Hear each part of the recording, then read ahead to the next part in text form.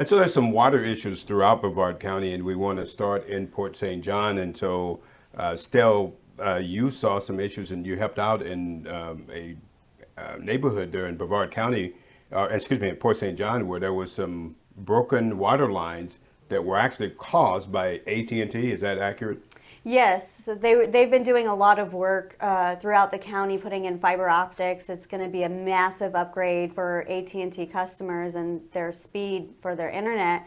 However, the way that they have to put it in, it's actually causing issues, like they're hitting some water lines, and in the process of that, I guess there's been some complaints and people don't know who to contact, and there's door hangers that they put on the doors, but they look like advertisements to most people. So I assume what people are doing is they're taking these door hangers off and just throwing them away, and they're actually full of information on who to contact when things like this occur. So is AT&T putting the door hangers on? Yes, that's Okay. the first thing that they're supposed to do, is they're supposed to give notice to the entire community that they're going to be working in. And what happened with me was I got a call. It was actually 11 p.m. By a mom of 3, and her and her neighbors. They were all together at 11 p.m. And she calls me and she's frantic. She's like, I really need your help. We've been dealing with this issue all day. Trying to get in contact with people. There's just water gushing out into my yard, all down the driveway to the road. And so I was like, well, I'm actually driving right now. Where do you live? Do you mind if I swing by? And they said, sure. So I went by at 11 p.m. And met with this whole neighborhood of people who just started showing me things and telling me, the issues that they were dealing with. And I had asked them, can I go live? And just, let's see how many other people. And surprisingly, dozens of other people on social media came forward about issues. Yes. And so was it all concerning AT&T, or were there other And they're issues? contractors. So they contract. Yeah, they contract. And so they've been doing the work. And again, the county manager, from what they explained, changed the way that they put in these lines, and it's a much more difficult way.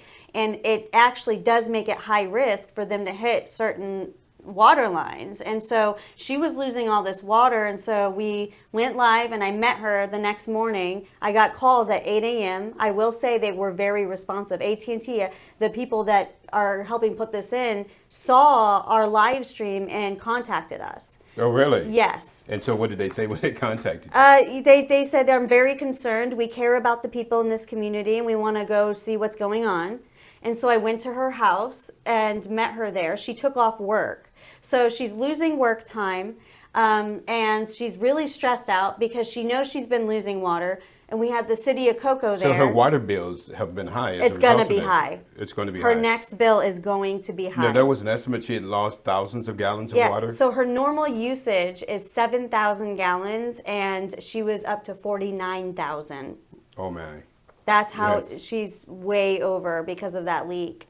And so they did eventually, long story short, they fixed it. And so we went live again, and we made sure that the community knew how to contact them, who to contact. Who's going to pay for the water bill, though? She's going to submit it to them. She's already put in a ticket, and so... Have they said that they're going to pay for it?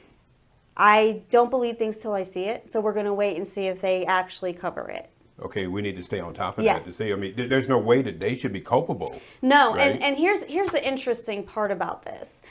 So they kept trying to say that because it's her water line on her side of the sidewalk, that it was her problem. Even though they damaged it. Even though she said they damaged it. She's got them on video camera working on it, and then the next thing you know, it's broke. They were still insisting, even when they were fixing it, they were insisting, you must have drove over it with a truck. You must have done something. But because we're so nice, we're going to go ahead and go above and beyond and fix it for you.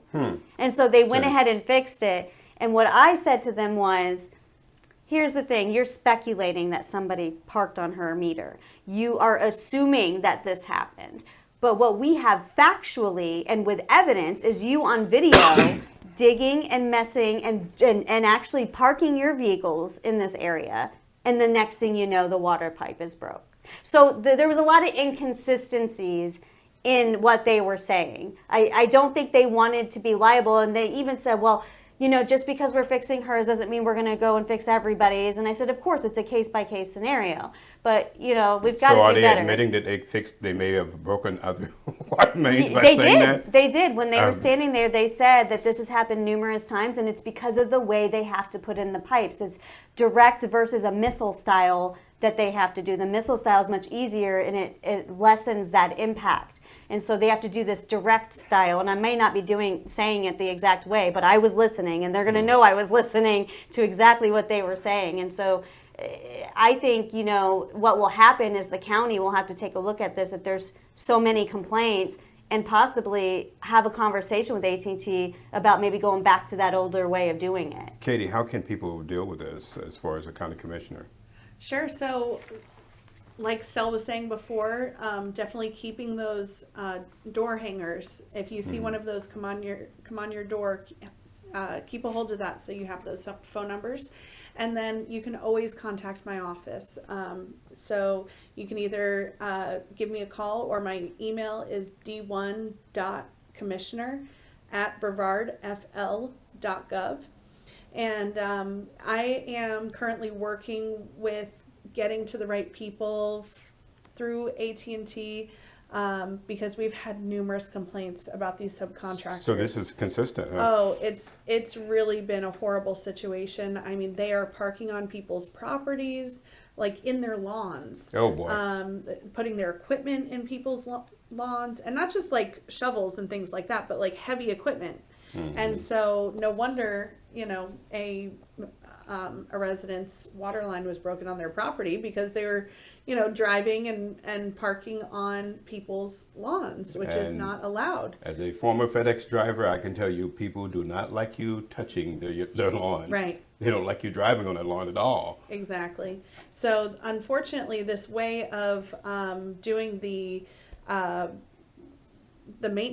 work to replace these lines, it's the way that the Florida Department of Transportation advises. And so that was why I was told that's why the county requires it that way. And so it's definitely something I'm going to be investigating more to see what, you know, what the whole story is here, and How you can remedy it, exactly, bring a remedy. for sure.